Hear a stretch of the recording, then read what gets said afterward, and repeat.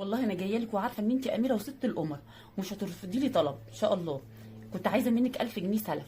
انت عارفه الواد ابني تعب في نص الشهر واشعه وتحاليل بقى، وانت عارفه المصاريف بتاعت الدكاتره.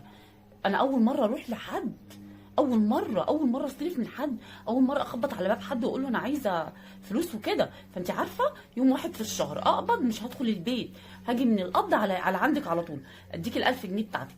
انت يعني انا عارفه انت مش هتاخري عليا حبيبتي. لو على اول الشهر بس يبقى محلوله باذن الله.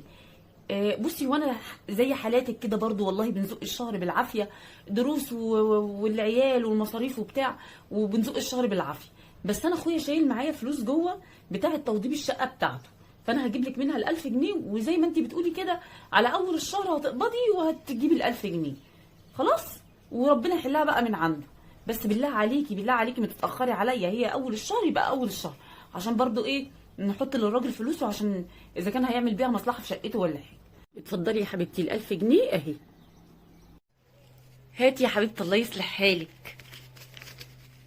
يا ال 200 جنيه دي مالها قديمه كده ليه؟ مش مهم هتتصرف. اما اقوم انا عشان الحق اجيب الطلبات اللي انا عايزاها والحاجات. عايزه حاجه تكوني عايزه حاجه من بره، والله مش مسامحاكي. لو عايزه حاجه من بره قولي لي وانا اجيبها لك. ماشي يا حبيبتي، اول الشهر اظبطي عليها كل التواريخ وكل الساعات اللي في الدنيا. بنتي حنين ام عبير نازله عماله ارن عليها بقالي 10 ايام ما بتردش. اه، هي اكيد عارفه بقى ان ده رقم تليفوني فما بتردش. روح هاتي لي تليفونك كده وتعالي هرن عليها. عليا انا؟ هاتي يا ماما. جرس اهو.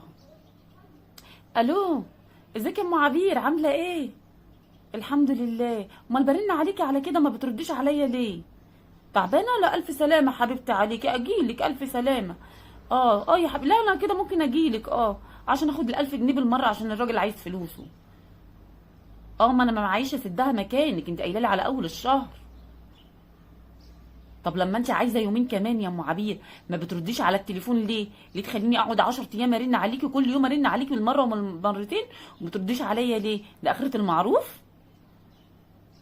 انا استاهل يا ام عبير، انا استاهل، والمشكله دي انا اللي وقعت نفسي فيها وانا اللي هحلها يا ام عبير. يومين كمان بس؟ ماشي حاضر، معاكي يومين كمان لما اشوف انا اخرتها ايه. ماشي يا ام عبير، بس حبيبتي لما اتصل بيكي بعد كده ابقي ردي عليا. عيب لما ايوه خلي المسلسل ده يا بنتي، خلينا متابعاه. يوه، ما كانتش 1000 جنيه دي خدناها منك، كل شويه ترني وقرفاني. خليكي بقى رني لما تبقى معايا ابقى اوديها لك اهو.